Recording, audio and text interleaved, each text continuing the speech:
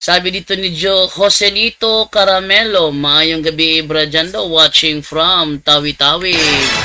Sabi naman ni Rod Solar Idoria, good evening bro Jando. Sabi naman ni Junior Gumahin, simbahon gyud si Jesus kay usaman siya ka Dios. Nganong small man na imong di bro? Ingon diri simbahon siya ka Dios og adlong Domingo simbahon ng Ginoo kay sa iyang pagkabanaw adlong Domingo ang mga Kristiyanos og mga apostoles adlong Domingo nagsimba. Straight to the point. Ingon na po diri si kuan na po si Biwa Patak. Shout out bro Jando at mga ka-faith at lahat ng mga viewers ng Punto por Punto. God bless us all watching from China. Straight to the point. Ito naman si Marshall Semini. God bless, Bro Jando. Padayon sa pagsangyaw sa pulong sa Diyos. God bless. Straight to the point. Ingon si Odlanier Kumuos. Good evening, Bro JD. God bless. O si Army Ranch. Good evening po. Straight to the point. At ngayon, padulong ta sa tuwang topic karong gabi una. Straight to the point. Live on the spot. On the spot. Actually, kani nga akong gitapik karon.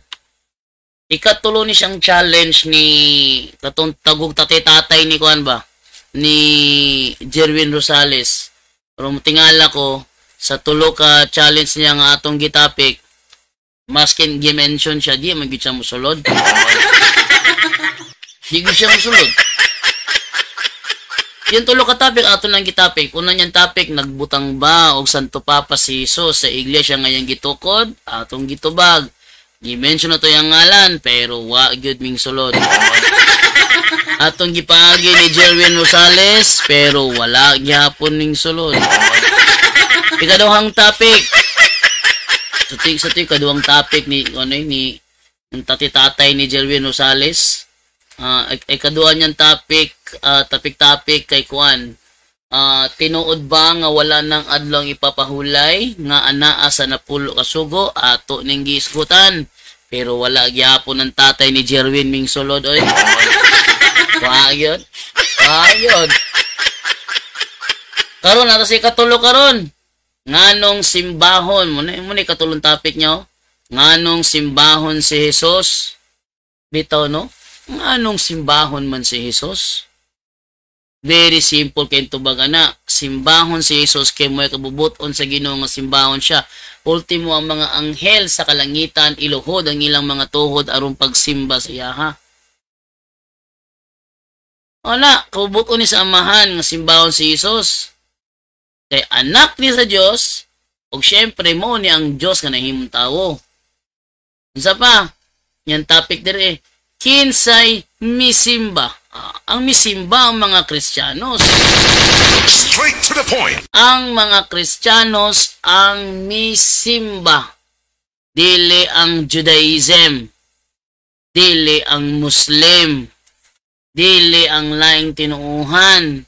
Ang misimba kang Hesus mao ang mga Kristiyanos. Ug unsang adlaw siya simbahon? Sumala sa Biblia, Domingo gisimba si Jesus.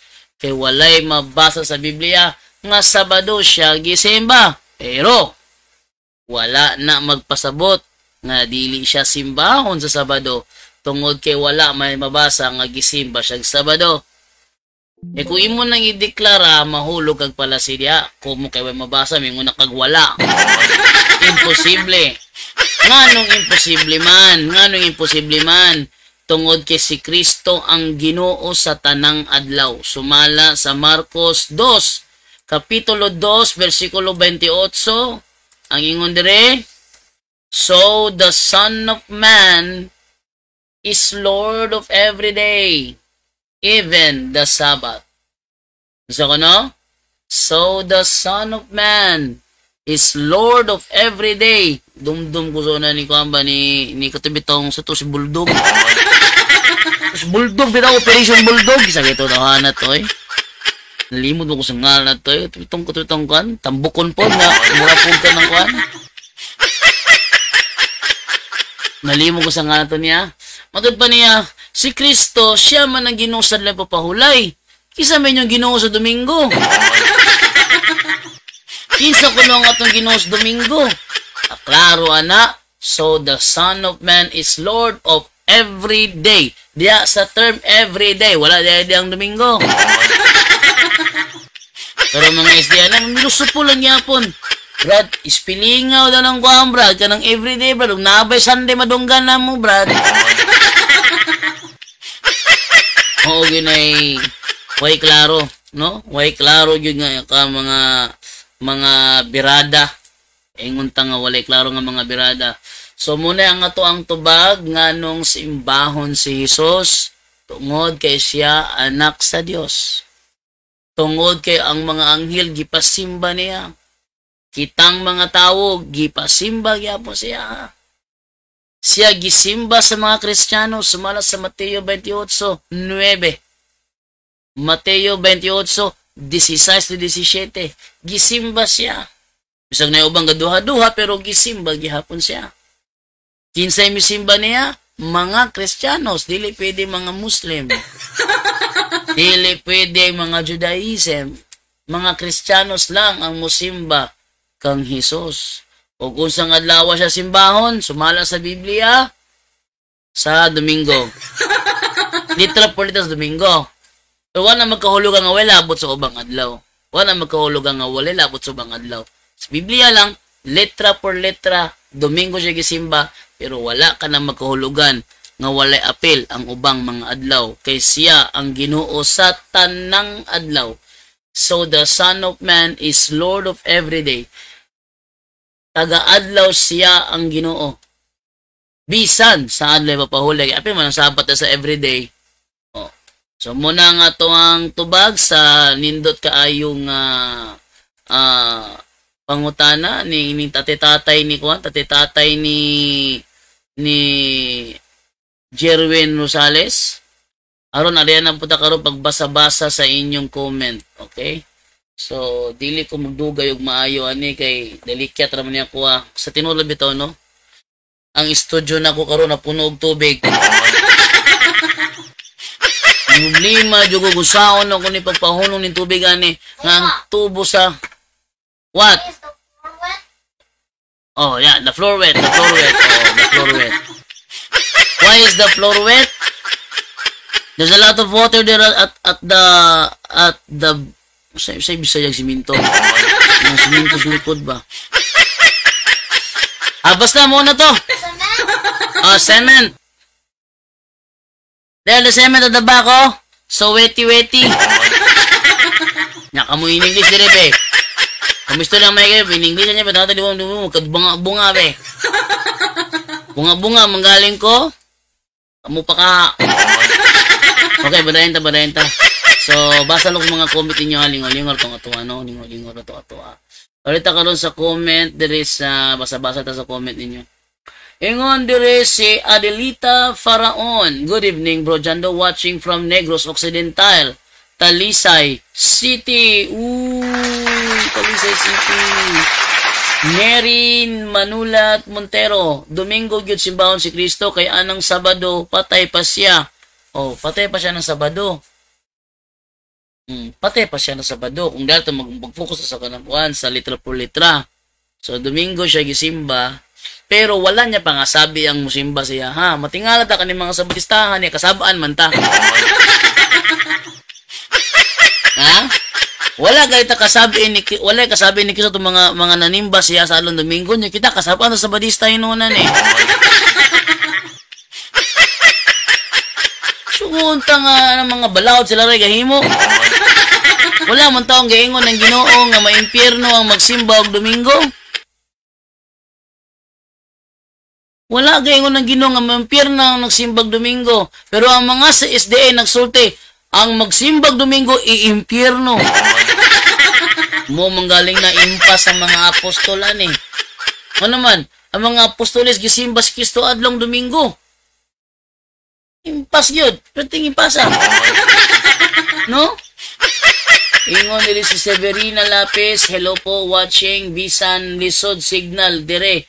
Amping. Oh, Lisod Signal sa Tubigon. Nandito si Pats Martinez, mayang gabi ninyo diha bro JD. O, watching from Cebu City. Ingon si William Mapue. Good evening po sa lahat. Pakitagalog or English po. Watching from Pande, Bulacan. Straight to the point. Sige. Good evening sa lahat. Pakitagalog or English. Hirap nga ako mag-English kay Michael. Pa-Englisyo na inoon ko. Okay, si Jerwin Rosales. Mura po di ay nagsidaig na i-back up nga tatay-tatay. Unya inigdebate, pildi perme. Ang sabi ni Gomer Lalinaw, si Jerwin Rosales daw, wala daw pinagkaiba kay daig na meron tinatawag na tatay pang back up pero resulta talo pa rin. Doon sa ano? Di ba di Cagayan de Oro? Pinapalitan nila si Rinaldo Condino. Bakit? Dahil natatalo ni Jando Alabado. Sino bang hindi matatalo? Yung mga style niya makaluma pa. Yung mga style niya sa sa debate makaluma pa. Tayo dating SDA, syempre kabisado ko yung mga technique nila, strategy nila, kabisado ko. Makaluma yung technique niya, hindi siya nag-adjust hindi siya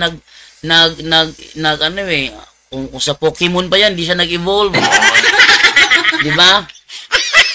Buti pa Pokemon, nag-i-evolve. Damo lang malakas ang kalaban, nag-i-evolve ng Pokemon. Pero itong si Condino, naku, nanatili. Yan ang mapapala sa mga feeling magaling na. Basta feeling mo magaling ka na, hindi ka na mag-aaral kasi feeling mo magaling ka na eh. Tingnan nyo ako. Anong ginagawa ko? Bawat makakalaban ko, hindi ko iniisip na mas mataas ako doon. Ang iniisip ko na lang mas magaling pa sa akin ang kalaban ko. Saka na ako sasayaw pag nakita ko ng totoo. Okay, sabi naman ni Neri Manulat Montero, bro, mayong gabi. Ask lang ko, matawag ba nato og piki ang SDA nga Kristiyano kay Sabado man ang ilahang igpapahulay? Matatawag natin silang piki ang mga SDA dahil hindi naman yan ang tunay ni iglesyang tatag ni Kristo. Naalala ko, nag-chat pala sa akin yung kapatid ko. Naisip ko ba yung chat nun, kapatid ko? Wait lang nga, double check ko lang muna ha. May nasave ako si Ned niya, natawa ko eh. Ito. Pakita ko to sa inyo, ano? Ito ay, kapatid ko ang ano nito, wait lang, reference tayo. Kapatid ko nag-ano nito, so tingnan natin yung ginawa niya. Yan o.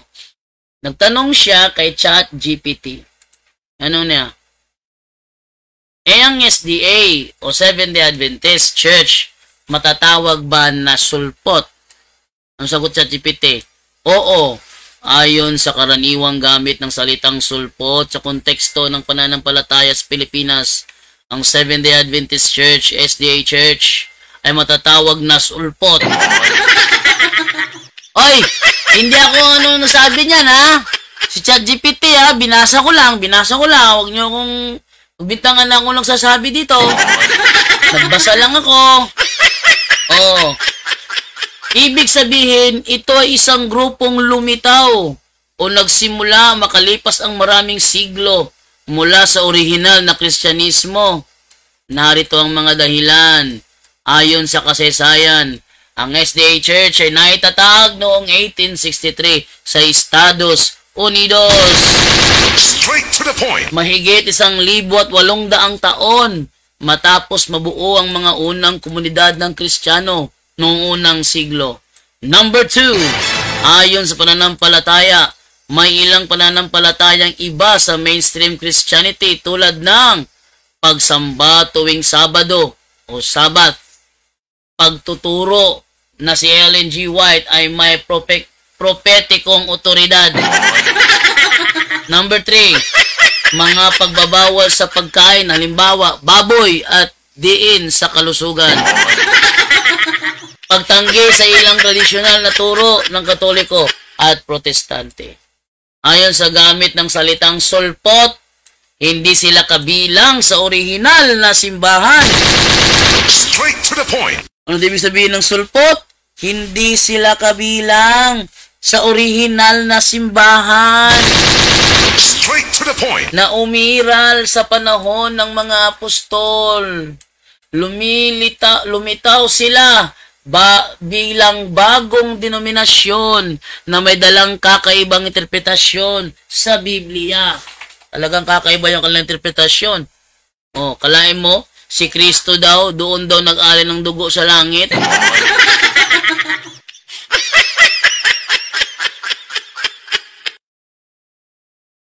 Na, tuloy tayo. Konklusyon.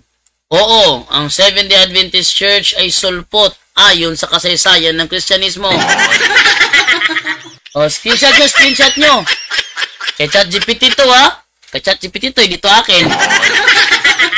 Hindi sila bahagi ng orihinal na simbahan, kundi isang bagong grupo na lumitaw noong 19 na siglo at nagtatag ng sarili nilang doktrina. Kalain mo, si Kristo doon, nag-alay ng dugo doon sa langit. Naglinis sa Heavenly Sanctuary 1844. Hindi nun. Oh. Kung gusto mo, pwede kitang tulungan gumawa ng maiklit, malinaw na paliwanag na pwede mong gamitin sa pag-usap o pagtuturo. Sige, salamat na lang. Kapisado ko na yan. Ngayon. Oh. Kaya ChatGPT yun, ha? Di akin yun. Huwag nyo ko magbintangan doon. Basta lang ako. Tuloy natin. Magbasa ninyo yung mga comment ninyo. Sabi dito ni Neri, Rod Solar Edoria, tatay ni Jerwin Tabuklaon Rosales, pareha sila mga butbuton. Mo lagi mga butbuton lagi. Sabihin ng butbuton, mga sinungaling yun. Tita Sumalhag, good evening bro, watching from Ormoc City, Leyte. Good evening from Ormoc City, Leyte. Okay, sabi ni Biwa Patak Sabadista Sulpot. Sabi ni Arturo Pagatpatan, watching from Ghana, Africa. Sabi ni Panfilo Rojero Cabarubias Sr. Amen. Sabi naman ni Neri Manulat Montero, wala talagang makakatalo sa Katoliko kasi nasa katotohanan. Sabi naman ni Bitoon Caparoso, Jersey Maker, may gabi bro, shout out watching from Takde, Santa Cruz, Concepcion, Tarlac, Philippines. Padayon lang sa pagsangyaw bro. Ingon diri si GP Mitch Alvero Carisosa, watching from UAE, United Arab Emirates. Raymundo Paradero Dario, good evening bro Jando, ang mga SD bro Jando, Judiyong Pinoy. Judiyong Pinoy. Okay, Biwa Patak, nakasuyok ata ning mga Sabadista. Pao lang. Oh. So, moto kung tubag sa ato ang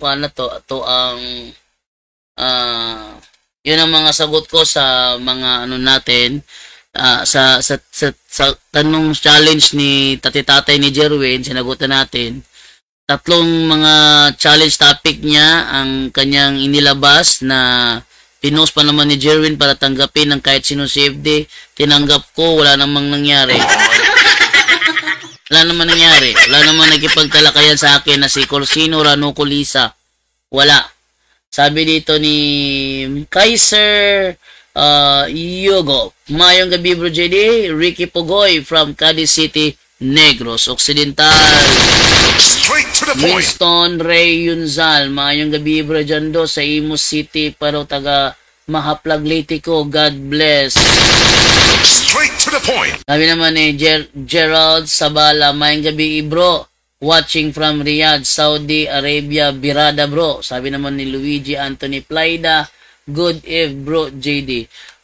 Bukas ng umaga alas 6, tandaan ninyo ha, bukas ng umaga alas 6, mag-live ako straight to the point, pero doon sa YouTube channel ko. Doon sa YouTube channel ko kung magla-live. Fast live lang to ha, hindi to official na nagla-live ako. Fast lang to, sabihin madalian lang. Kasi Kailangan ko trabahuin yung studio ngayon kasi napupuno na akong tubig dito. Ha? Binabaha na ako rito dahil ito sa tagas sa linya ng tubig na nasa likod pa naman ng hollow blocks. Paano ko ayusin to? Kasi kung sa tubo lang ng natin, wala namang sira. So wala kong aayusin. Ito naman, maaayos ko lang ito kung gigibayin ko yung pader. Hindi pwede. Nakikitira lang kami rito dahil gigibayin ko pa yung pader. So, hindi pwede. So, dahil kami magsisilipat na, mga ilang buwan simula ngayon, malilipat na kami doon sa Lila, doon sa aming permanent office ng healing and exorcism. Doon na kayo malilipat. So, maapektuhan yung ating programa niyan sa paglilipat ng mga gamit. So, tiisin ko na lang itong baha na ito. Punong-puno ng tubig. Oh, grabe. Michael, is there a lot of water there at the floor? Na, talaga kayo tubig. Ang ilalom sa akong floor mat yung tao, naglutaw na. Yung floor mat ko, lumulutang na. Pagtapak mo, boom, labas yung tubig. And also there. Yeah. Why is the floor so wet? Because of the damage of the tube. No, not that one. Anong English ng tubo? Tube, no? Tube? Tube, ba? Tube? Okay. Sabi ni Tita Sumalhag, unsaon pag-join sa CFD, bro? Paminaw, te, ha? Paano daw mag-join sa CFD? Very simple.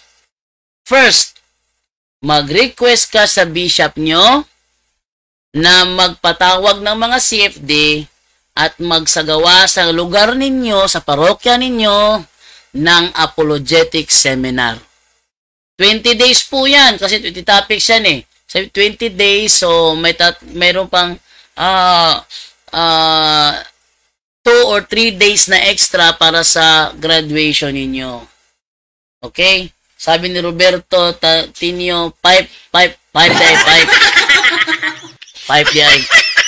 The pipe is totally damaged under the rooftop. Rooftop na noon. Ilawom siminto. Oh. Alam nyo, si Michael yung stepping stone ko sa salitang English kasi pag nagkamali ako dito, okay lang. Anak ko lang naman to eh. Sabi ni Darling. Wow, ganda na pangalan na Darling. Hi, Darling. Hello, Darling. Sabi niya, good evening, Bro Jando. God bless. Sabi naman ni Luigi Anthony Plyda, Bro JD, unsa to mga fallacy para kun pang mangutan ng mga sabadista, kabalume kun unsa nga fallacy. Very good. Galing mo. Oh, eto. Ilabas natin yung mga fallacy. Mas maganda yan na yung topic natin. Yung different types of fallacy. Hindi ko naisip na yung topic yan Buti na itanong mo. O sige, mag-take note ka o screenshot. Take note or screenshot. Ilalabas ko ang different types of fallacy pag-aralan natin. Okay? Hindi pa to siya kompleto, pero kahit na papaano, may maano pa rin tayo. May makuha pa rin tayong na info dito. Okay? So, ito tayo ngayon mag-take note kayo para malaman nyo kung paano sagutin, paano ma-detect ang different types of fallacy. Ito, ang fallacy, una natin pag-aaralan, yung fallacy of composition. Ano ang fallacy of composition? Involves assuming that parts or members of a whole will have the same properties as the whole. This leads to wrong conclusions because what is true of the different part is not necessarily true of the whole. Halimbawa, sampulan natin para maintindihan ninyo. Sampulan natin para maintindihan ninyo Ganito yan. Halimbawa, sinabi ko, ang gulong ng kotse ko ay gawa sa goma. Part lang ha, part of the whole lang ginamit ko ha. Part of the whole. Ang gulong ng kotse ko ay gawa sa goma. Therefore, ang kotse ko ay gawa sa goma. Yun ang meaning ng fallacy of composition. Halimbawa, sample number 2 para maintindihan nyo ha. Sa 12 apostol, nagtraidor si Judas. Kung nalalaman ninyo, sa 12 apostol, nagtraidor si Judas. Therefore, traidor ang mga apostol. Fallacy of composition yun. Bakit? Ang pagtraidor ni Judas ay hindi nangangahulugan na traidor ang mga apostol. Yung mali ng isa nilahat mo, ang tawag doon, fallacy of composition. Ulitin natin na. Ano sabi ng fallacy of composition? Involves assuming that parts or members of a whole will have the same properties as the whole. So, hindi pwede na yung mali ng isa ilalahat mo. Yun, ibig sabihin ng fallacy of composition. Tuloy natin. Wait lang, ito mo nang yakit to. Tuloy natin. Ano sabi dito? Ang fallacy of composition, ay isang uri ng maling pangangatwiran. Logical fallacy. Kung saan ipinapalagay na kung totoo ang isang katangian ng bahagi, totoo rin ito sa kabuuan. Kung totoo ang isang katangian ng bahagi, halimbawa, totoo Brad, na yung mga North Korean, ano ba, totoo Brad na may North Korean soldier na napadpad sa aming lugar at grabe Brad, ang bait-bait niya. It doesn't mean dahil sinabi mabait yung North Korean soldier na yon, sabihin, basta North Korean mabait na yan. Mali na naman yon. Mali na naman yon. Diba? Yun, isa yun sa mga fallacy of composition. Paano ito ginagamit sa debate? Ito pagtatangkang patunayan ng kabuuan gamit ang isang bahagi. Halimbawa, may ilang pari na gumawa ng kasalanan. Wait lang. Ano ba na Michael? Laka. Pagtatangkang patunayan ng kabuuan gamit ang isang bahagi, halimbawa, may ilang pari na gumawa ng kasalanan. Ibig sabihin, masama talaga ang simbahang Katolika. May ilang pari lang pero dinamay mo buong simbahan. Ang tawag dyan, fallacy of composition. Fallacy of composition ito dahil ang kasalanan ng ilang pari ay hindi otomatikong kasalanan ng buong institusyon. Naintindihan nyo? Kaya siya fallacy of composition. Ano pang reason ba't ginagamit niya sa debate? Pag-angat sa kredibilidad gamit ang katangian ng isa. Halimbawa, si Dr. Smith, kilala niyo si Dr. Smith? Siya yung doktor na nagsagawa kasama ni Dr. Neil Armstrong na itayo ang Camp Big Falcon. Hindi nyo alam ang Camp Big Falcon? Yung Camp Big Falcon yun ang ginamit para banggain ng mga Buzanian na pumunta sa mundo. Ito naman si Jando Labado. Saan-saan napapadpad yung kwento. Si Dr. Smith, isang Katoliko. Ay, Katoliko si Dr. Smith pala. Di ko alam Si Dr. Smith ay isang Katoliko. Ay isang henyo sa physics. Sangayon ako, henyo talaga yun. Si Dr. Smith.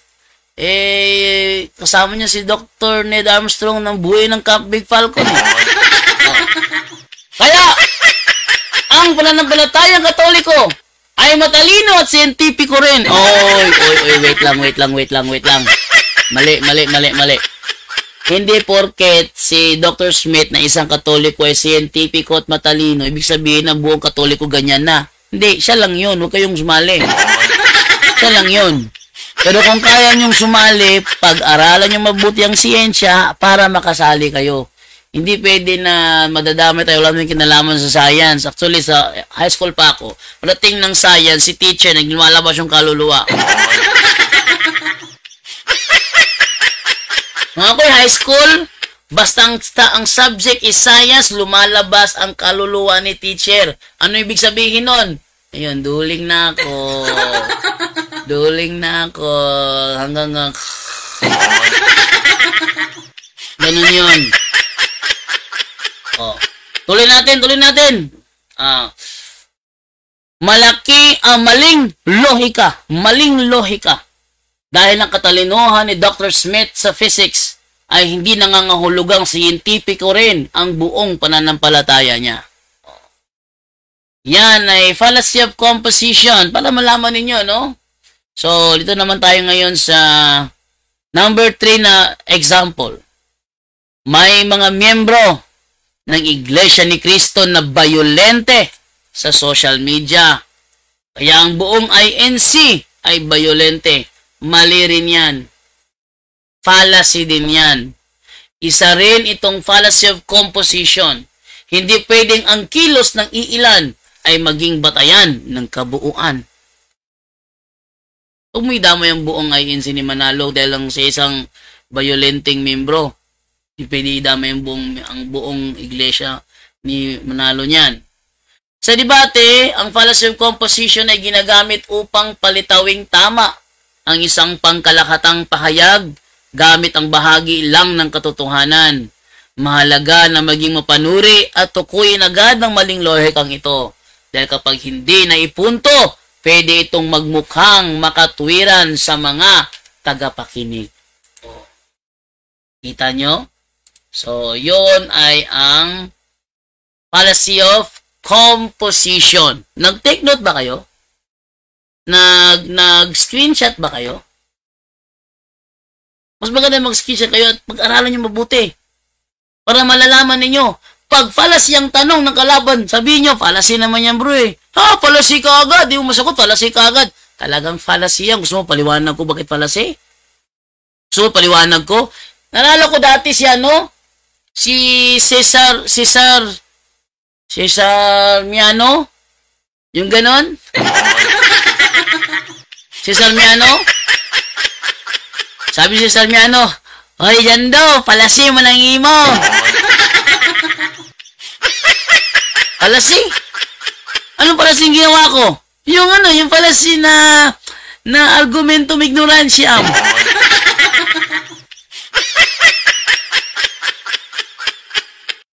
Yung argumentum ignorantiam, iba yun sa sinabi ko. Tinanong ko lang siya, sabi ni Bresi Balansag na yung tatlong sungay daw sa Daniel 7:24, yun daw ay ang Herolai, Vandals at Ostrogoths. Tama ba? Si Bresi Balansag nun. Sabi niya, fallacy mo ng imo. Anong uri fallacy yun? Yung fallacy na argumentum ignorantiam. Iba ang argumentum ignorantiam. Iba yung ginawa ko. Yung ginawa ko, hindi fallacy yun.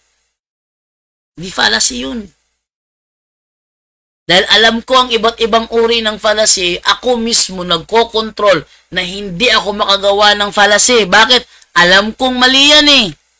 Ba't ko gagawin? Kaya ko nga pinupuna yung mga sabadingding na anuhin ako ng mga fallacy questions para hindi ako makapagtanong ng fallacy sa kanila. Paano kung magkataon yung tinanong ko, alam mo kabisado ang different types of fallacy, di ako pa napagbintangan. Alam mo dyan, ikaw ay binansagang Mr. Fallacy, pero ngayon ikaw nagpa-fallacy sa akin. Ayokong mangyari yun. Ito naman tayo ngayon sa fallacy of next topic tayo, loaded question fallacy. Yeah, that's a loaded question fallacy. Ano ang loaded question fallacy? Ito, wait lang ha. Ito. Okay. Wait lang. Ito. Ay, umangat ng gusto. Yan lang. Okay ha? Sabi dito, ang loaded question fallacy makes an assumption. Makes an assumption. Nag-assume siya, ha? Makes an assumption and then ask the question given that assumption. Sample lang ko kayo. Kailan mo isusuli yung ninakaw mo? Kailan mo isusuli yung ninakaw mo? O di kaya, sabihin sa'yo,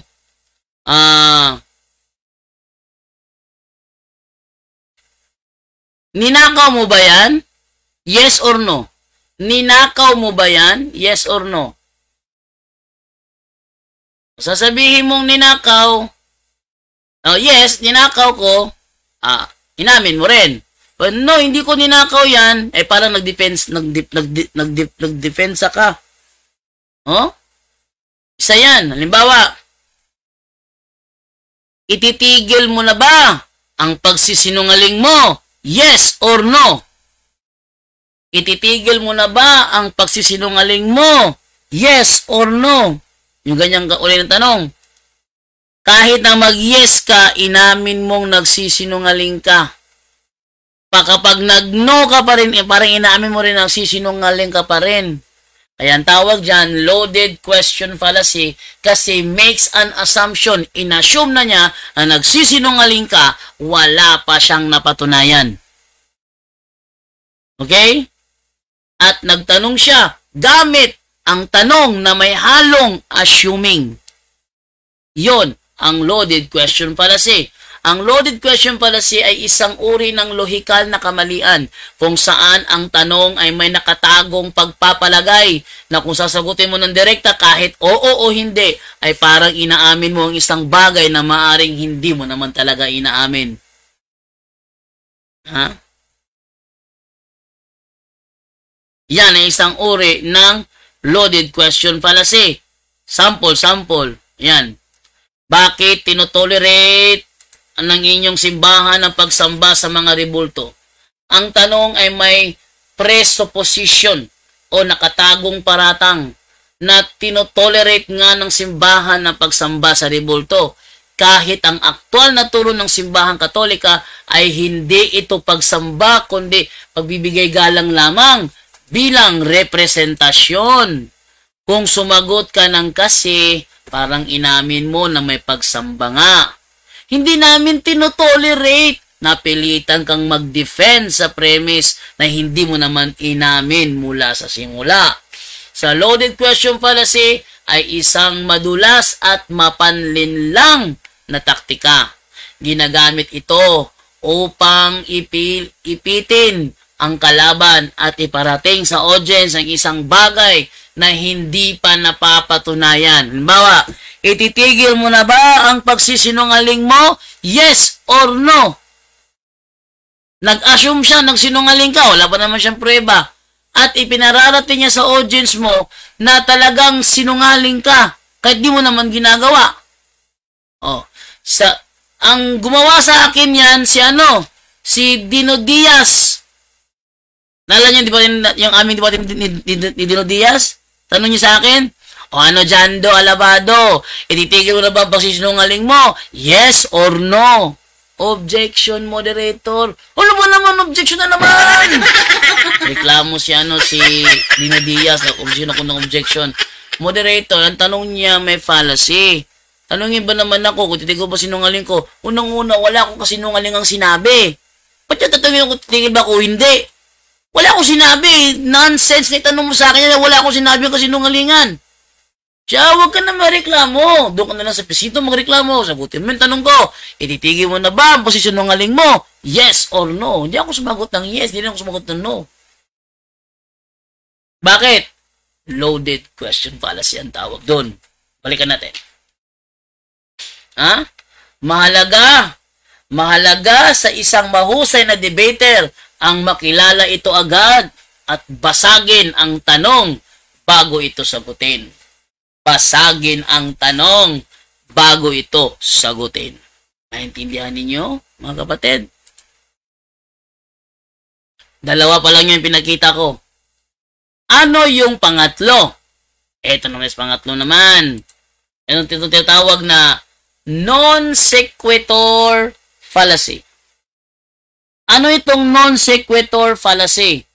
Where the conclusion does not logically follow the premise. Ano daw? Where the conclusion does not logically follow the premise. Ang non sequitur fallacy ay isang uri ng maling pangangatwiran kung saan ang konklusyon ay hindi logical na sumusunod sa mga naunang pahayag o premise. Sa Latin, ang non sequitur ay nangangahulugang it does not follow. Nalo yung talakayan kay yung talakayan ko kay Adonis Aurelia? Alam niyo yon? Sabi niya, ang Christian ay mga followers of Christ. Ayon dyan sa Lucas 23:54-56, they followed Jesus. They followed Jesus. Kaya sabi naman ng strong concordance daw, they are Christians because they follow Jesus. Ano bang follow yun? Paano pala ilibing si Jesus? Follow para ilibing si Jesus. Pero sabi niya, ang meaning ng Christian is follower of Jesus. Tinanong niya ako, so anong ginawa nila kay Jesus? Did they follow Jesus or they follow Moses? Ang tawag doon, fallacy of non sequitur. It does not follow. Balikan natin. Ito naman sabi, halimbawa, number 1. Wala sa Biblia ang salitang purgatorio. Ito yung mga reasoning ng mga protestante. Wala sa Biblia ang salitang purgatorio. Kaya hindi totoo ang purgatorio. Oh. Non sequitur ito. Alam nyo, ito ito ay pahayag ni ChatGPT. Kinapi-paste ko lang para hindi mawala, no? Non sequitur ito. Ang hindi pagbanggit ng salita gaya ng purgatorio ay hindi otomatikong nangangahulugan na wala ang konsepto. Kaya doon sa sinasabi na wala daw sa Biblia daw yung mababasa letra por letra yung Mary, the Mother of God, therefore hindi na siya Mother of God. Mali. Bakit? Kasi yung sinabi ni Elizabeth, dinalo siya ng mother ng kanyang Lord, yun ang ibig sabihin na dinalo siya ng mother of her God. Kasi yung Lord niya natutukoy doon, walang iba, ang Panginoong Jesucristo. At ang Panginoong Jesucristo ay tunay na Diyos at tunay na tao. Therefore, dahil tunay na Diyos, ina ng kanyang Diyos. Ayaw lang tanggapin. Ayaw tanggapin. So, yung ginagawa nila, ang tawag doon is yung non sequitur. Hindi porket walang nakalagay sa Biblia na letra por letra, Mary the Mother of God, makukonclude na kaagad na hindi siya Mother of God. Mali yun. Ano? O, balikan natin. Anong sabi rito? Ano? Non sequitur ito. Ang hindi pagbanggit ng salita ay hindi otomatikong nangangahulugan na wala ang konsepto. Maraming doktrina, gaya na lang halimbawa ng Trinity, ay wala sa Biblia, letra por letra, bilang salita, letra por letra. Pero nandoon ang konsepto. Ano pa? Halimbawa, number 2. Ang mga Katoliko ay maraming mahihirap na miyembro, kaya mali ang kanilang pananampalataya. Ang tawag dyan, fallacy of non sequitur. Hindi porket naghihirap ang mga miyembro ng Katoliko, sabihin mo agad naghihirap sila kasi mali ang paniniwala nila. Non sequitur fallacy yan. Bakit? Walang logical na koneksyon ng economical na estado ng mga miyembro sa katotohanan ng aral ng kanilang relihiyon. Okay? So nakita ninyo? Oh, ilang na tayo. Composition, loaded question, non sequitur, ay 3 pa tayo. Maraming different types of fallacy. Ito. Isa pa ito. Yan. Ito ay isa pa ito. Wait lang mo. Ito ay bakit hindi na lang kayo magbasa ng Biblia kung talagang totoo ang pananampalataya ninyo? dapat hindi na kayo gumagamit ng katekism. Parang salita ni Father Archie, nalala ni Father Archie, yung pare na na pinagkaguluhan ng 700 Club kasi tinitira yung ating pananampalataya. Oh, ba't hindi na kayo magbasa ng Biblia? Talaga totoo pananampalataya ninyo, dapat hindi na kayo magbasa ng katekism. Biblia lang. Ito ang kadalasan ginagamit ng mga protestante para mag-Bible alone ng Katoliko. Isa ring non sequitur dahil ang paggamit ng katekism ay hindi nangangahulugang hindi nagagamit ang Biblia. Hindi ginagamit ang Biblia. Walang direktang ugnayan sa ipinapalagay na konklusyon. Oh. So mali talaga itong tinatawag na non sequitur fallacy. Sa debate, ang non sequitur fallacy ay parang argumentong may saysay pakinggan sa simula, pero biglang tumalo ng konklusyon. Ginagamit ito upang magmukhang tama ang isang punto kahit walang sapat na lohikal na pundasyon. Ang mahusay na debater ay marunong mag-cut off agad sa ganitong pangangatwiran at ibalik ang usapan sa tamang konteksto. Biglang tatalon ba? Biglang tatalon. Halimbawa, pakita na example ha. Biglang tatalon, sabi ganito. Mga kaibigan, ang ating paaralan ay nangangailangan ng mga estudyante na magwawalis doon sa labas dahil meron tayong mga bisitang darating. Kailangan nilang magwalis dahil ang mga janitor sa mga building ay nagwawalis. Teka, ba't ka napunta doon sa janitor sa building? Wala namang kinalaman sa pinag-uusapan natin. Oh. Sa yun, tuloy po natin. Ano pa ito? Ito tinatawag na definite fallacy. Ano ang definite fallacy? Defining a term used in an argument in a biased manner. Gumagamit ng termino sa paraang bias. Ang definite fallacy ay isang uri ng lohikal na kamalian kung saan binabago,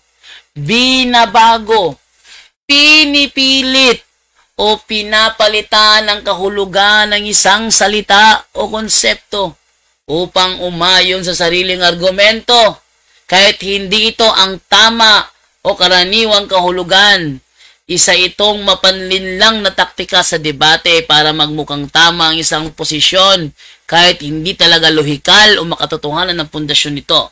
Sa debating pangrelihiyon o doktrinal, ginagamit ito upang, una, manipulahin ang kahulugan ng mga salita sa Biblia o doktrina. Yung ginagawa nila ba na na halimbawa, sample tayo ng definite fallacy. Can you make the outside TV and Oh, you try to call Kuya Rafael ko. Call Kuya Rafael ko na papa-call you lang ko. I don't know where he is. Try to check in his room. So. Oy, Michael! It's already 9:49. Better to sleep early because you sleep late last night. Better sleep early now. Tomorrow na ito One Piece. Tomorrow na. Okay? Tomorrow na. Oh. Example na natin. Yung ginagawa ng INC na sabihin nila yung verbo na tinutukoy sa 111, ang ibig sabihin nun plano. Kaya yung katalakayan ko si Medico, nung Renato Medico, ba yun? Naalala niyo yun, nakatalakayan kong INC? Sabi ko sa kanya, huwag mo isaksak yung plano! Ba't ka napunta sa plano? Pinag-usapan natin yung 111. Yung verbo o yung logos doon, yun ang nagkatawang tao. Diyos yun. And kay Theos and Hologos, at Diyos ang verbo.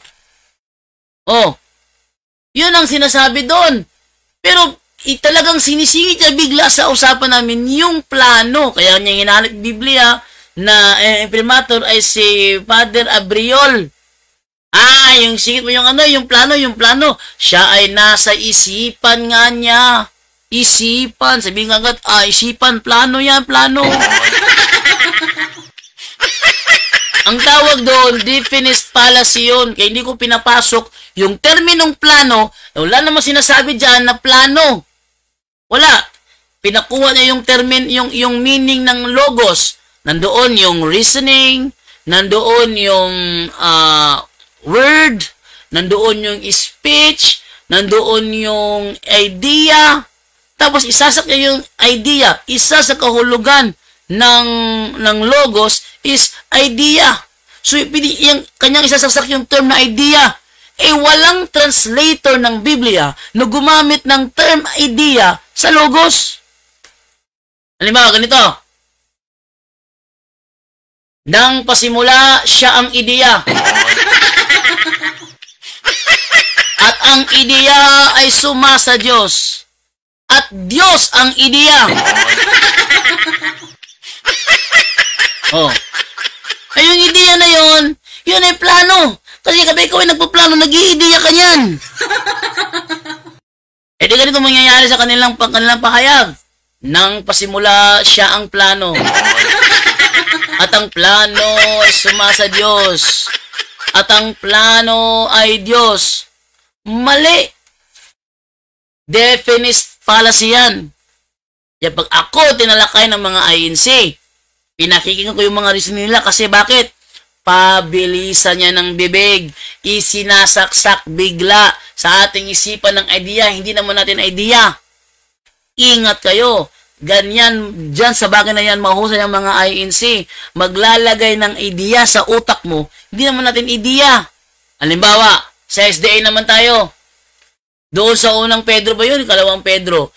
Yung si Kristo ay nag-iwan sa atin ng halimbawa upang ating sundin. Ano daw? Upang ating sundin. Upang ating sundin.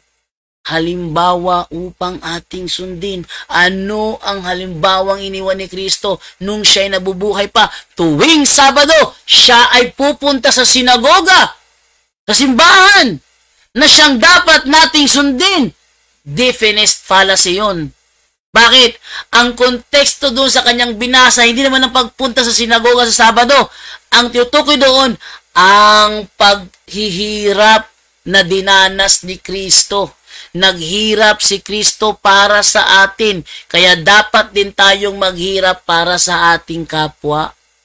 Yun ang konteksto nung Pedro na ginagamit, unang Pedro yata, yung kalawang Pedro na ginagamit nila, nag-iwan siya ng halimbawa upang ating sundin. Tingnan ko nga ito. Ating i-search sa Bible app ni Divine para matrace ko yung eksaktong talata. Ito. Upang ating sundin. Dito ako maghahanap sa unang Pedro tayo magsimula. Unang Pedro. Ating sundin. Halimbawa. Halimbawa na lang. Halimbawa. Search. Unang Pedro 2:21. Tingnan nyo, ilagay sa screen ha. Ilagay sa screen. Unang Pedro 2:21. Tingnan nyo ito. Unang Pedro 2:21. Ayan o. Sabi dyan, sapagkat sa ganitong bagay kayo'y tinawag, sapagkat si Kristo man ay nagbata dahil sa inyo, na kayo'y iniwanan ng halimbawa, upang kayo'y mangagsisunod sa mga hakbang niya. Ano ang definite fallacy na ginagawa ng mga SDA dito? Mangagsisunod sa mga hakbang niya. Tanong, nasaan ba ang hakbang ni Kristo? Tuwing Sabado, siya ay papunta sa simbahan. At dahil nag-iwan siya ng halimbawa, kailangan nating sumunod. Ang ginagawa nilang yan, ang tawag dyan definite fallacy. They are using the term in a biased manner. In a biased manner. Ating ulitin nga ano ibig sabihin ng definite fallacy. Ulitin na. Oh, ano yung definite fallacy? Defining a term. Oh, defining a term. Used. Used. Saan ba yun? Defining a term used in an argument in a biased manner. In a biased manner. Oh. Isa yun. Ang purpose niyan para manipulahin ang kahulugan ng mga salita sa Biblia o doktrina. Ang kahulugan dito, yan ba ay ang pagpunta sa sinagoga? Pagpunta sa sinagoga, yan ba ang halimbawang iniwan ni Kristo? Gaya ng sinasabi ng mga sabadingding. Yan ba? Hindi yan. Bakit? Basahin natin yan sa ibang salin ng Biblia. Anong sabi dito? Ang mga pagdurusa ni Kristo para sa atin, ang halimbawang dapat nating tularan. Ating bisayain. Ito sabi sa Bisaya, ang pulong sa Diyos, ang pag-antos ni Kristo alang kanato mao ang panag-ingnan nga angay natong sundon. Ano daw yung ating susundin? Ang pag-antos ni Kristo. Pag-antos, dili ang pag-adtog sinaguga. Ha? Ang pag-antos ni Kristo alang kanato mao ang panag-ingnan nga angay natong sundon. Wala gaingon nga ang panag-ingnan nga angay natong sundon ang pag-adtog sinagoga. Pataka lang ng mga sabadistaha. Naintindihan nyo? Binabago nila ang kahulugan. Kasi nakalagay sa Tagalog, sapagkat sa ganitong bagay kayo tinawag, sapagkat si Kristo man ay nagbata dahil sa inyo na kayo'y iniwanan ng halimbawa upang kayo'y mga sisunod sa mga hakbang niya. Pakinggan nyo mga SD po silang paliwanag niyan. Pakinggan nyo. Ang tawag dyan, definite fallacy. Ano pang ibang example ng definite fallacy na ginagawa ng mga SDA? Ito tayo ngayon sa Isaiah 8:20. Yan. Ito yung kanilang paborito nila. Isaiah 8:20. Anong sabi dito? Sa kautusan at sa patotoo, kung hindi sila magsalita ng ayon sa salitang ito, tunay na walang umaga sa kanila. Saan nila yan ibibintang? Sa mga Katoliko. Alam nyo kung bakit? Kasi kanilang pinalilitaw na kapag hindi ka nagtuturo ng Ten Commandments, walang liwanag sa iyo. Dahil lang sabi ng talata, sa kautusan at sa patotoo, kung hindi sila magsalita ng ayon sa salitang ito, tunay na walang umaga sa kanila. Sa Bisaya, ano sa Bisaya yan? Sa Bisaya, ha? 8:20, sabi ganito, ngadtos kasugoan sa pagpamatuod, kung sila dili man nagsulti, sumala ni ining pulunga, sa pagkamatuod, walay kabuntagon alang kanila. Busang mga Katoliko na hindi nagtuturo ng napulo kasugo, walang kabuntagon sa kanila. Ganyan ang kanilang pagtuturo. Ang tawag dyan, definite fallacy. They are using the term in a biased manner.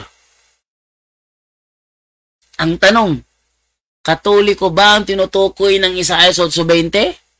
Katoliko ba? Ha? Ating iatras sa 19. Og sa dila nga sila manag-ingon kaninyo, mangadto kamo ni adtong mga espiritista. Straight to the point. Espiritista. Mangadto kamo ni adtong mga espiritista ug mga salamangkiro nga managpiyak o managyagubyog. Dili ba unta mangadto ang katawhan sa pagpangita sa ilang Dios tungod sa mga buhi? Pangitaon ba nila ang mga patay? Asa mo adto? Sa mga espiritista, ngadtos kasuguan og sa pagpamatuod, kung sila dili man nagsulti sumala ni ining pulunga, sa pagkamatuod, walay kabuntagon alang kanila. Tagalogin natin, ano? Isaiah 19, 19. At pagka kanilang sasabihin sa inyo, hanapin ninyo silang nagsisipagsanggunian sa masamang espiritu at sa mga manghuhula na nagsisihuni at nagsisibulong. Hindi ba marapat na sanggunian ng bayan ng kanilang Diyos? Dahil baga sa mga buhay ay sasangguni sila sa mga patay, sa kautusan at sa patutuo. Kung hindi sila, sino ang tinutukoy ng sila dyan? Katoliko ba? Katoliko ba? Hindi. Ang tinutukoy ng sila sa talatang yan ay yung mga espiritista, hindi mga Katoliko. Ha? Ating basahin yan sa magandang balita, Biblia, yang Isaiah 8:20. Kinahanglang tubagon ninyo sila. December verse ha, December. Pamate sa gitudlo sa Ginoo kaninyo. Ayaw kamo pamate sa mga tig-konsultas sa mga patay. Ang ilang isulti dia kandia dili makaayo kaninyo. Ating Tagalogin yang magandang balita Biblia, Isaiah 8:20. Ano sabi diyan? Eto. Ganito ang inyong isasagot. Nasa inyo ang haral at tagubilin ng Diyos. Huwag kayong makikinig sa mga sumasangguni sa Espiritu. Ipapahamak lang kayo ng mga yun. So, ang ibig sabihin pala sa Isaiah 8:20 na walang kabuntagon sa ilaha o walang umaga sa kanila, walang liwanag sa kanila, ang tinutukoy pala ng talata, mga espiritista. Pero kapag sabadista ang nangaral, sasabihin nila, Katoliko daw ang tinutukoy o kahit sinong relihiyon na hindi nagtuturo ng kautusan, sila ang tinutukoy. Ang tawag dyan, definite fallacy. Naintindihan ninyo? Grabe. Naintindihan ninyo? Oh. Ano ibig sabihin yan? So, medyo napahaba-haba yun na. Oh, nakailang-ilang pala silang palang tayo. So, basa muna ako ng mga comment section, ano? Para sa mga commentaries natin dyan sa nanonood sa ating live.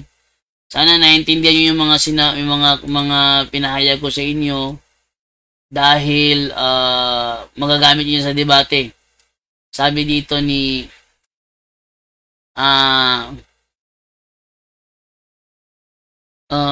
Luigi, Anthony Plaida, Brogidio, sa itong mga palasi para nasagutan na muna ni Neri Manulat Montego. Bro, mula nang napanood ko ang mga SDA sa kanilang program 3 AM live, na-realize ko talaga na sila lahat napakasinungaling. Hindi ka na mamaratang totoo sinasabi ko. Totoong sinasabi mo. Sinungaling ang mga sabadistang yan. Mabuti pa yung mga sabadistang hindi mangangaral. Bakit? Napakabait nila. Pero once mangangaral sabadista ka, talagang napakasinungaling mong tao. Sabi nila, Bro Jando, yung ginagawa mo, ang tawag dyan, fallacy of composition. Kasi kung may manluloko kayong mangaral, huwag mong idamay lahat ng mga ngaral. Sige, iharap nyo sa akin mga mangaral nyo at ating pilipitin. Oh. Iharap nyo sa akin mga ngaral ninyo. At ating tingnan kung meron ba kayong mga ngaral na hindi sinungaling. Unang tanong lang. Sino ang founder ng Iglesia Katolika Apostolika Romana? Pakinggan nyo ang sagot niyan. Pakinggan nyo ang sagot. Isang tanong lang. Sino ang founder ng Iglesia Katolika? Ang sagot kaagad niyan, Emperador Constantino. Isang tanong lang. Kita mo na agad na kasinungalingan. Kaya hindi yan matatawag na fallacy of composition dahil totoo ang sinasabi ko. May realidad tayo mapapatunayan na ang taas na ng baha rito. Wait lang ha. Sobrang taas ng tubig Naku. Ano ba naman nangyayari sa mga ilang araw, lulutang na yung mga gamit ko rito. Oh. Sabi dito ni Demihilio Edison, maayong gabi bro JD, watching diri sa Dumingag, Zamboanga del Sur. Di ako gibautismohan sa mga SDA sa Dumingag, Zamboanga del Sur. Ingon diri si Den de la Sal binisay bro, aro masabtan sa tanan.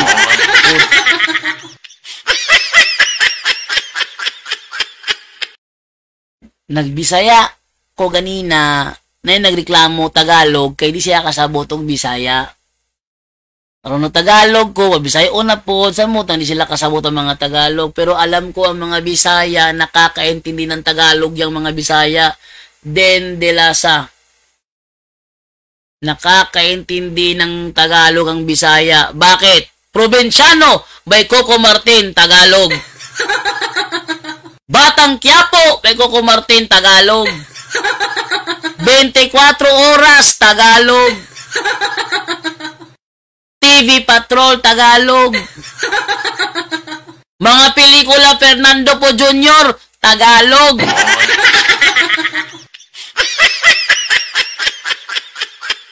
Nung gawing Tagalog, ang Dragon Ball Z, lahat nakaintindi. Buong Pilipinas. Nung idub sa Tagalog ang Dragon Ball Z, lahat nakaintindi. Pati mga Bisaya nakaintindi. Sabi ni Master Pogi, Goku, Vegeta, tulungan mo si Goku. Bigyan kita ng piso. Tawa ko doon sa inatake ni Majin Buu si Goku ba. Iyak-iyak si Master Pogi. Sabi ni Master Pogi, Vegeta, tulungan mo si Goku. Bigyan kita ng piso. Sinapak ni Vegeta yung mukha ni Master Pogi. Pagsapak, boom! Ligid-ligid si Master Pogi. Sabi naman si Pogi naman, aray! Masakit! My nose! It hurts!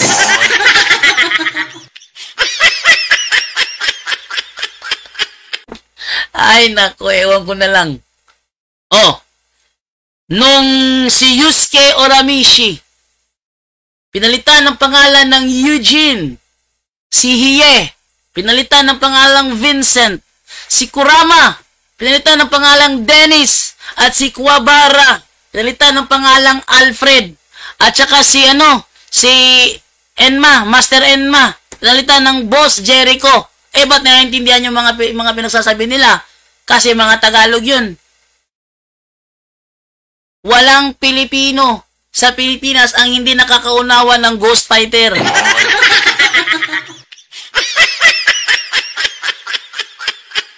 Tagalog yun. Kaya, mas makakaintindihan Tagalog. Minsan kasi tinatamad ako mag-Tagalog. Yun ang problema doon. May mga panahon na ako tinatamad magsalita ng Tagalog kaya nagbibisaya ako. Pag nakita ko yung mga comment section, puro Bisaya, nagbibisaya ako. Pero pag nakita ko may nagreklamong Tagalog, bro, pag Tagalog mo, di ko maintindihan, magtatagalog ako. Yun po yun. Okay, naman tayo ngayon sa nalala ko talaga si Master Pogi ba? Alam nyo ba sa original na Dragon Ball Z, hindi Master Pogi ang pangalan niyan? Hindi Master Pogi. O i-search nyo anong pangalan ni Master Pogi sa real na Dragon Ball Z. Okay, tanong tayo ngayon sa Neri Manulat Montero. Bro, natanasan ko na ang save day, ngunit hindi ko pa na-gets lahat na Rolios. Gusto ko lang na madagdagan ang magiging master ay magkaroon ng mga referensya. Magkaroon ng maraming referensya? Anong ginawa ko dati? Nung ako'y nag-aaral pa, mga librong ginagamit ng mga CFD, pag nakita ko, pa-xerox ko. Alam kong hindi ko mayroong mga CFD kasi, na makakati yung kamay. Kung debate ka lang, maya-maya yung referensyang pinakita mo mawawala sa lamesa. May ganyan mga CFD. Makati ang kamay. Kaya kung hindi ka makabili ng sarili mong libre, pa-xerox mo na lang. Ang ginawa ko, puro ko pa-xerox. At yung mga Xerox ko yung kinumpile ko, alam niyo ba anong lalagyan ng mga compilation ko ng mga Xerox? Yung mga lumang songbook sa videokihan. Ayun no, tatlo yan sila oh. Gusto nyo makita? Pakita ko sa inyo. Wait lang ah. Pakita ko sa inyo. Wait lang. Eto. Taas ng tubig dito ah. Ba? Taas ng tubig. Abot na ng tuhod. Maya-maya konti. Nasa tuhod ko na to. Baka pag-isip mo sa umaga, nakalutang na ako sa tubig. Eto. Pakita ko sa inyo. Yan, pakita ko sa inyo. Tingnan nyo ito. Tatlo ito ah. Tatlo ito. Ito, songbook. Yung lalagyan. Pero ang laman, ang mga Xerox ko sa pasugo. Yan oh. Mga Xerox ko. So, mabigyan kayo ng example para magkaroon ng referensya. Kapag may debate, lapitan nyo yung CFD at pagkatapos na maki-request ka na pwede ba magpa-Xerox, samahan mo lang ako. O di kaya mag-iwan ka sa kanya ng bagay na makakaasa siyang babalik at ibabalik mo yung referensya niya. Hindi kaya kay Danny Cugtas. Si Danny Cugtas, nagpa-Xerox ng mga referensya ko, yung mga laser copy o napakalino na kopya ko, pinalitan ng mga halap, mga hindi clear. Yung malinaw na kopya ko, yun ang tinangay ni Danny Cugtas. Yung mga hindi clear, yun ang kanyang binalik to sa akin. Oh. Tingnan nyo. Oh, yung mga kopya oh, dami mga kopya yan oh. Oh, tingnan nyo, oh, yan oh. Mga kopya yan oh. Oh, mga kopya yan ng mga dyaryo na na ko dati. Oh. Ano pa? Oh, mga referensya yan oh. Oh. So ito yung ginagawa ko. Actually, kung ito ay nagsimula ako nung nasa Osamis pa ako, kaka-CFD ko pa lang. Nagsimula na ako mag-Xerox. Yan, para magkaroon ako ng sarili kong kopya. Wala akong mga ganito mga libro eh. So, ginagawa ko, pinapa-Xerox ko. Oh, yung mga lumang songbook, yun ang ginawa kong, doon ko kinukumpal yung mga Xerox ko. Ano pa? Ito, yan o. May pangalawa pa. O, yan, mga pangalawa pa o. Ano ba naman to? O, mga history, mga yan, mga almanac, encyclopedia, yung sa Mormonism, nasi-Xerox ko to. O, Seventh-day Adventist believe. O, yun o. Napaseros ko to. O. Meron ako mga kopya nito. Meron pa dito, isa pa dito. Tatlo to. O. Yellow ang cover niya, kaya hindi nyo siya gaano makita. O, yung mga iba't ibang version ng Biblia. Pinaserox ko. Meron tayong Biblia version dito na mababasa talaga na inamin ni Kristo na siya ay Diyos.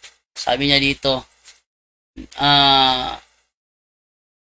di ko maklaro, wait lang muna ha. Sabi dito is, now I am telling you before it happens that when it has occurred, you shall believe that I am the living God.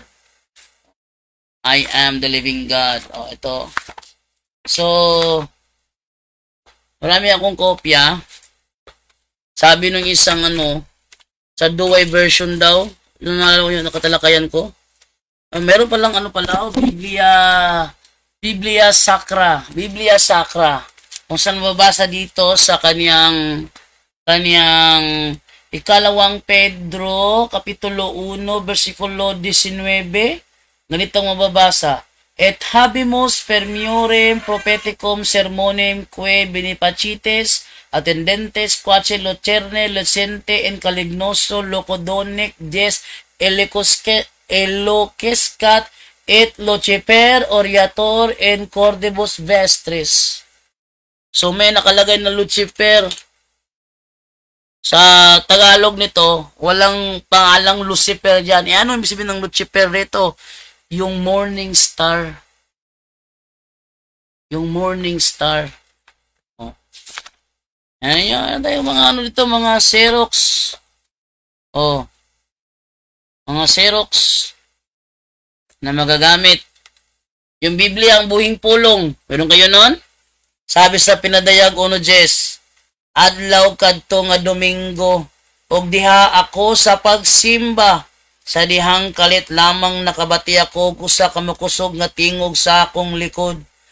Usa ka tingog nga daw dahunog sa trumpeta nga gipabuhot nga nagkadayon ako mao ang Alpha ug ang Omega, ang sinudan ug ang katapusan. Ay mga ano nito. Oh. Mga record. Tayong mga kopya ng mga sinaunang manuscript. Natin mga kopya niyan. Oh. So, ginagawa ko dati, gusto mo talaga magkaroon ng referensya, yung mga librong ginagamit ng mga CFD, ipa-xerox mo yan. Ipa-xerox mo. O pwede lang sana, pag may debate, magdala ako ng mini Xerox machine para yung mga dala nilang mga referensya, pa-xerox ko na lang.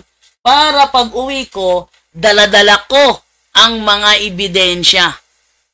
Yan. Alam nyo? So, magagamit natin yan sa ating pagtalakayan. Kaya mas maganda talaga na tumataas na yung baha. Ano ba nangyari sa studio ko? Taas ng tubig. Yan o. So, dapat talaga na magkaroon tayo ng sarili nating kopya ng referensya. Oh. Yan ako, ito yung ginagawa ko. Kung ipapaserox mo ito, naku, ilang libo itong magagasto mo sa akin. Yan nga, natatakot ako pag may nagpaserox dito kasi nawawalan yung referensya ko.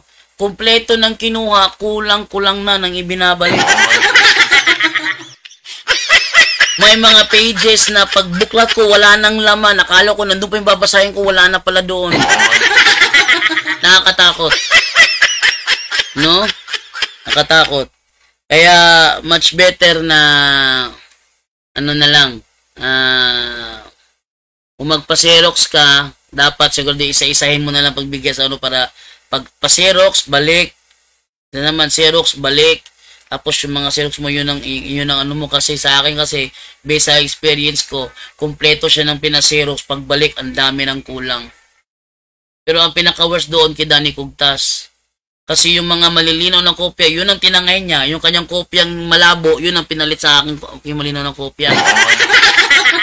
Yun ang problema doon kay Danny Cugtas. Okay, so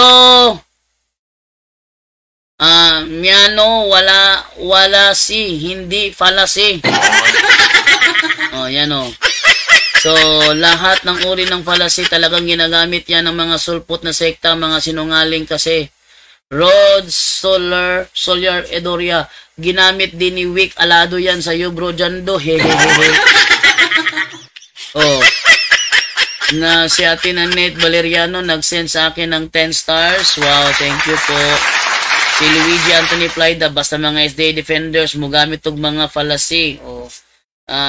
Julio Valiente, good evening, Bojando, to all Catholic faith, depende sa lahat ng kapanalig ko. Depender sa lahat ng kapanalig ko, God bless. Sabi naman dito ni Rhodes, Solar, Edoria, Jerwin Rosales, pataka, yun lamang magsabot sa Biblia. Maode ay puro fallacy ang permi na gawa sa inyong baba. Kapag sinabi ko kasi na fallacy yung ginagawa nila, may preba ako. Kaso nga lang, para sa kanila, tinan yung utak ha? Tinan yung utak ha? Instead na sabihin sa akin, ano? Ginawa ko fallacy? Anong fallacy yung ginawa ko dyan? Paliwanag mo nga. Di ba yun ang ginagawa ko sa kanila? Kasi nag-fallacy daw ako? Ha? Ako, fallacy. Anong ginawa ko fallacy? Paliwanag mo nga kung paano naging fallacy yung sinabi ko? O sila, di nila ginagawa yan. Pag sinabi ko na fallacy yung tanong mo, sabihin na kaagad, fallacy kasi hindi mo masagot. Di ba? fallacy ka kasi hindi mo masagot. Sabi pa Jeremy Rosales, alam mo bro, yung fallacy, yung wala sa Biblia, fallacy yun. Grabe namang utak yan. Alam mo bro, pag wala sa Biblia, fallacy yun. Saan niya nakuha yun?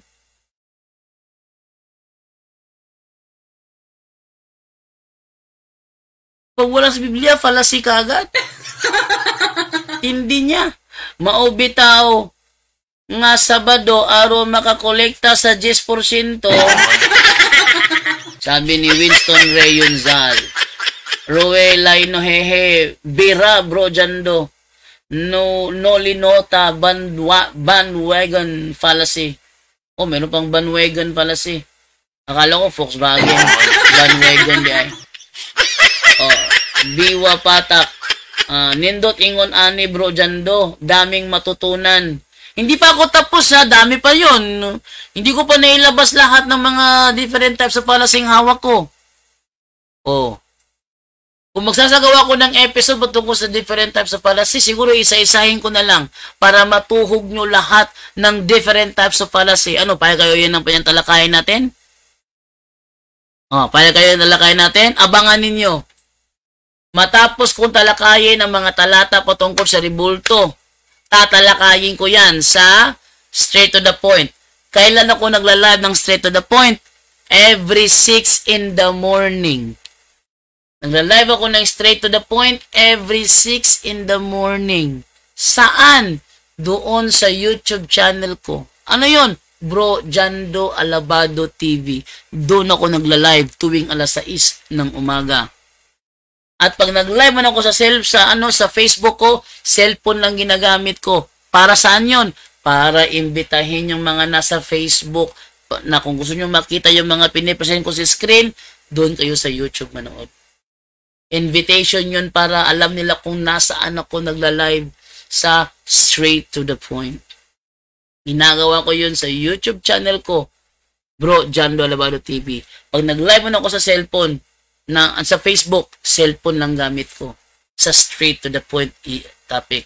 Bukas ng umaga, ang topic ko sa straight to the point, alas 6 ng umaga, ang topic ko bukas ng umaga, paano sasagutin ang mga protestante kapag ginamit sa atin ang talatang Deuteronomy chapter 4 verse 16 to 18 o 16 to 22.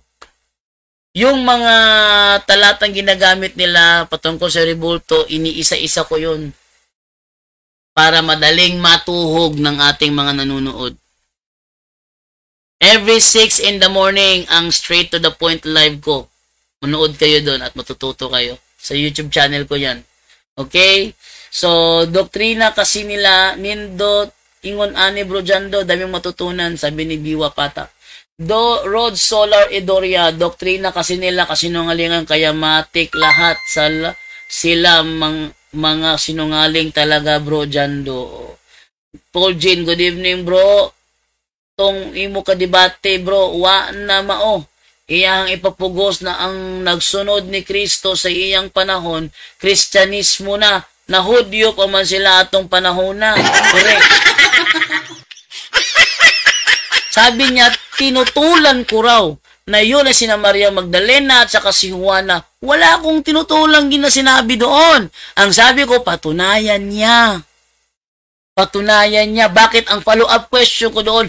Pag napatunayan niya si Maria Magdalena yun at saka si Juana, ang tanong sa panahong yan, Kristiyano na ba sila?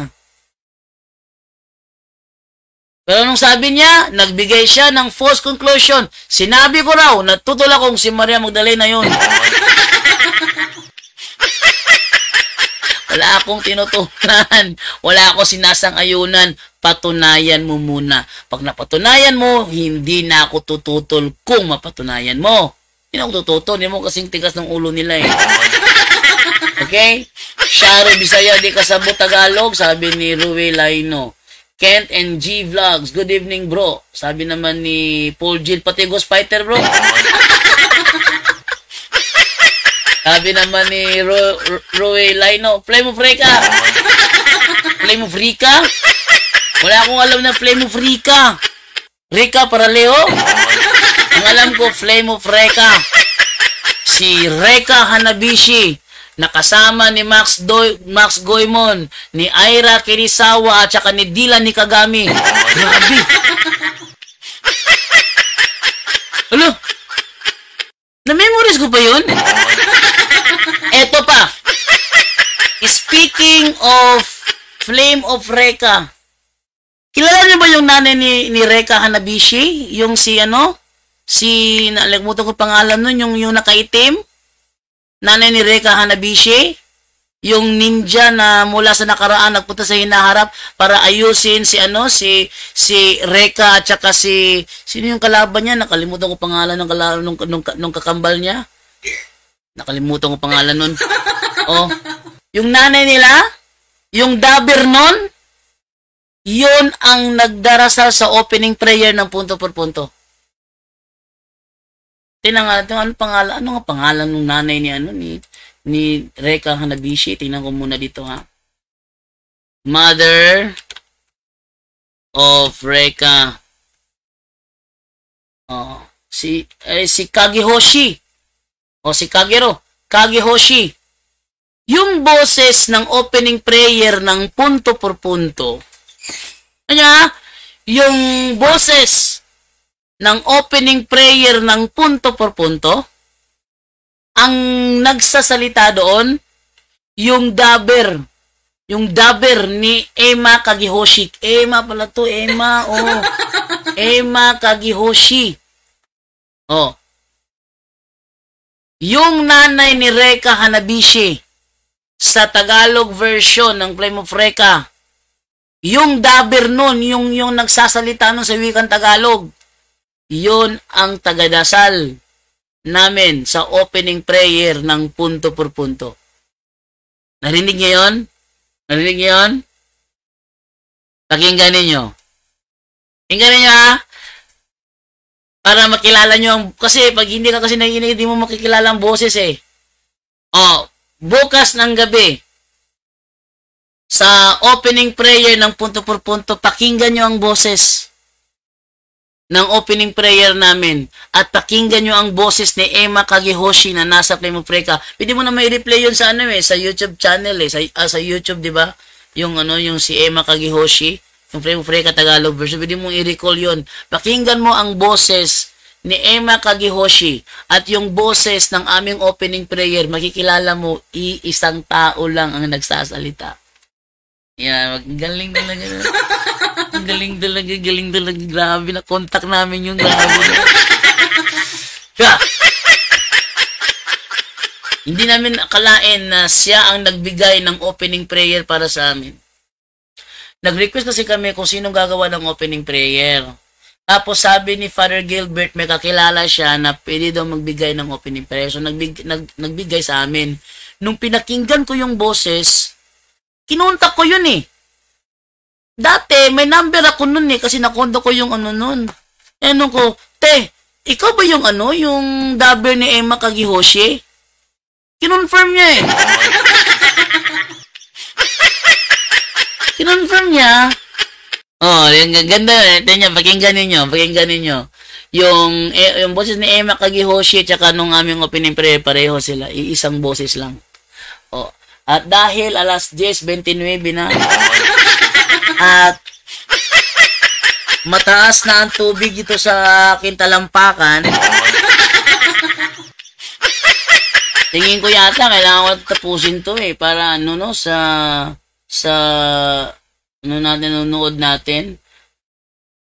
Siguro ilang minuto na lang, naaabot na ng tubig yung talampakan ko. Okay. Sabi naman dito ni Rowelaino, Sanrio, si Bro Eugene ay master pogi ng CFD. Ay, nako. Akala ko si Eugene Gapo yung si Ikigami. Ikigami ng muta. Saan mo nakuha mo dyan, bro? Ano nakuha ko? Yung mga Xerox, personal ko pina-Xerox yun, bro. Yung mga Xerox ko. Ako naman puro screenshot ginawa. Oh. Iba kasi yung screenshot sa Xerox.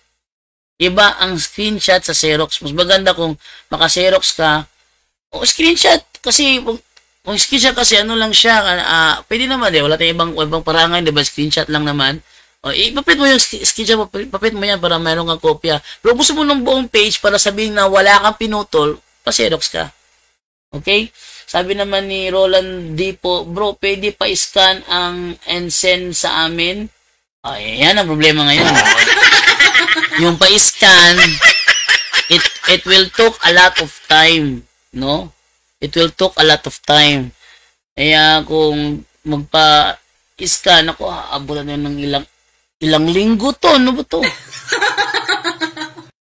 Hinahanap namin yan sa online, kaso talagang wala sa online yan, bro. Personal mo talaga mapapasirox yan. Bro Jando, ang boss Jericho ng CFD. Ako? Boss Jericho? Wala ako nung pacifier, no? Wala akong pacifier. Sabi naman ni Roland Dipo, or isave sa G Drive, Google Drive, bro. Sabi naman ni Job Lawrence Broniola Cebuwa. Mas maganda talaga, bro, na ipa-Xerox mo o ipa-print mo. Kung screenshot lang, ipa-print mo. At dapat para hindi ka mawala, by category siya. Halimbawa, dito sa page na ito, puro referensya patungkol sa INC. Then, next naman, puro referensya patungkol sa SDA para makategorical mo siya. Hindi ka malilito pag hinahanap mo siya. Hindi naman kami pina-Xerox mo eh. Hindi naman kami pina-Xerox mo eh. Yun na nga. Pag may nakilala kayo sa FD, namamit na referensya pa Xerox nyo kaagad. Yan eh. Pati yung cover ha.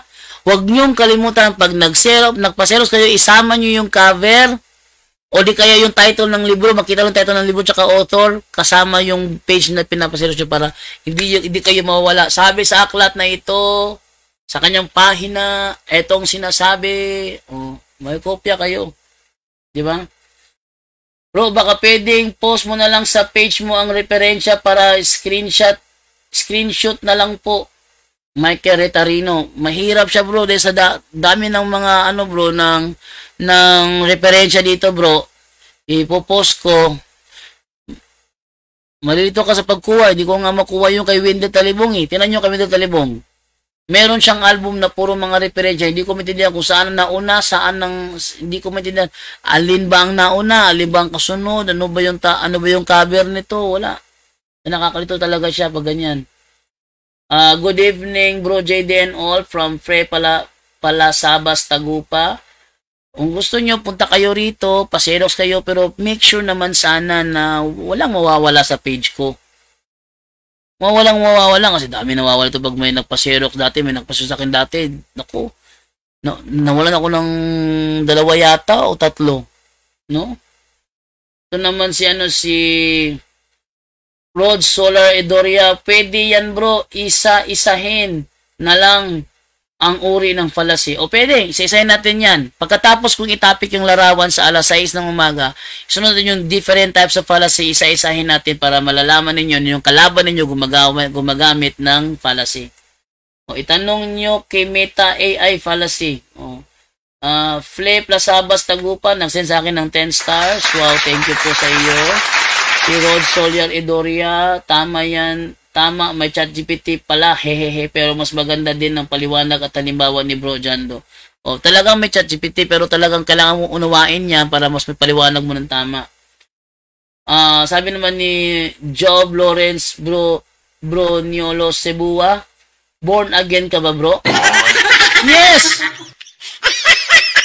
Ang Catholic, ang real na born again. Rod Solar Edoria Emma. Sabi na Emma Kagihoshi. Emma Kagihoshi. Curie bro, Curie. Ano? Kuray! Kuray! Si Kuray. Hindi Curie. Kuray. Ano pa bito ni Kuray? Hindi niya ginagamit yung apidong Hanabishi kasi yung Hanabishi kasi nakuha ni Reka yun so umampon sa kanya. Yung Hanabishi. So, hindi ko alam kung saan pido ni Kuray. Okay. Meron tayo, Flip Lasabas Tagupa, Tarinig ko bro, Roland Dipo, pwede pahingi ng bro ng copy na panglaban mo. Pwede! Pwede. Punta kayo rito. pa-xerox kayo. O di kaya punta kayo dito, picturean nyo. O di kaya pag nag-live ako, maglagay ako ng screenshot ng screen sa referensya, screenshot nyo kaagad. Pag napakita ng content, nababasa ko ng referensya. Screenshot nyo kaagad para tapos yung screenshot, ipaprint ninyo. Iba kasi yung nasa cellphone nyo kasi pagkakailanganin mo, masisira ka nakakahanap kung saan mo nalagay yun. Ipaprint mo. Colored or black and white. Mas makatipid ka, black and white, ipaprint mo. O, magagamit mo yun. Oo nga, akala ko kasi si Ate Edna ang nagpipray, siya pala yun. O, pakinggan yung boses. So nyo marinig ang boses niya ni Emma Kagihoshi? Ha? I-play lang natin ha. Play lang natin para marinig ninyo ang boses ni Emma Kagihoshi. Ano natin ang boses niya para makilala yung boses ni Emma Kagihoshi. Ito. Tingnan ninyo ha. Saan ba yun? Ito. Tingnan nyo. Halina, Espiritu Santo. Punuin mo ang mga puso ng mga nananalig sa iyo at pag-alabin mo sa kanila ang apoy ng iyong banal na pag-ibig. Ipadala mo ang iyong espiritu at sila'y malilikha at sa gayoy mapaninibago mo ang mukha ng mundo. Manalangin tayo. O Diyos na sa liwanag ng Espiritu Santo ay tinuruan ng mga puso ng mga mananampalataya, ipagkaloob mo na sa pamamagitan din ng Espiritu Santo ay ibigin namin kung ano ang wasto at makatarungan at sa tuwinay magalak sa kanyang pagkilos na nakapagdudulot ng ginhawa sa aming loob. Sa pamamagitan ni Kristo na aming Panginoon. Amen. O, tamo? Boses ni Emma Kagihoshi yun. O, hanapin nyo si Emma Kagihoshi sa YouTube. Pakinggan nyo siya yung Tagalog version. Tapos ko nyo yung pinili ko ngayon na opening prayer. Si Emma Kagihoshi po yun. Okay, ito naman tayo ngayon sa... Oo nga, narinig nyo na ha? Yung tubig, umabot na sa pako. Grabe. Pipigilan ba ito? Wait lang. Taas ng tubig. Akala ko lang ito. Dahil masyado na mataas ang tubig.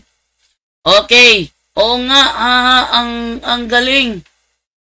May binigay siya na link, oh. May binigay siya na link. Baka ito yung ni Kagihoshi. Wait lang ha, try natin na silipin yung ni Kagihoshi. Ito ba yung kay Kagihoshi? Wait lang. Hindi ko, ito ba yung kay Kagihoshi ha? Nagsisend siya na sa akin ng link eh. Natin silipin kung siya ba ito.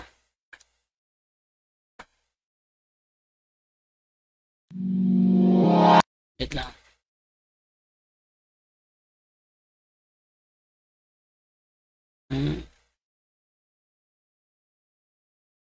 Tagal na rin kitang pinagmamasdan sa loob ng kristal na ito. Teka, sino ka ba talaga? Ako si Emma Kagihoshi. Oh, yung boses niya. Kaboses ng opening prayer namin, di ba? Ano bang gusto mong mangyari? Oh. Bakit? Wala akong balak na takutin kayo. Ang nais ko lang ay makuha ang atensyon nyo dahil baka hindi kayo maniwala sa aking kwento. Oh, see? Parehong-pareho. Ang galing na pagkakakuha mo. Nakuha mo talaga yung link. Talagang hinanap mo, ha? Napabilib mo ko. Talagang nakuha mo ang link kung saan makikita si Emma Kagihoshi. Thank you, Roland Dipo. Yeah, Roland Dipo. No, talagang nag-effort ka na hanapin si Emma Kagihoshi sa YouTube at na-trace mo nga. O, 'di ba? Nakuha ang boses. The same lang yung yung boses ng opening prayer namin tsaka ni Emma Kagihoshi dahil siya talaga ang nag-pray ng aming opening prayer. So, boses nga bro, sabi ni Rod Solar Idoria. O, tingnan nyo. Nakonta ko yun dati eh. Wala yung number ko eh. Sayang no, sayang. Thank you, Bro Roland. Talagang na-trace mo si Emma Kagihoshi. Naalala ko tuloy. Yan. So, hanggang dito na lang tayo dahil yung tubig talaga nasa talampakan ko na. Di na ako mapakali dito eh. Thank you, Rod Soliar Edoria, kaboses nga bro. Talaga magkaboses sila nung aming opening prayer tsaka ni Emma Kagiyoshi dahil iisang tao lang yan nagsagawa nun. Babay na po sa inyong lahat dahil hindi ko na talaga matik, taas na ng tubig. No? Mara pa mga wiring ako dito. Baka bigla akong tumirik dito. So, babay na ako sa inyo lahat at hanggang dito na lamang po, 10:41 naman po, di ba? Mahaba rin na i-record ko 1 hour and 43 minutes. Hindi po ako nakapag-live ngayon sa Doctrinal Talakayan yan dahil sa yung aming kuryente dito malaki ang problema. Okay? At paalam na po sa inyong lahat. Bye-bye. Inyong nabati ang tulumanon Dialogo sa Pagtuo. Daghang salamat sa inyong pagpaminaw.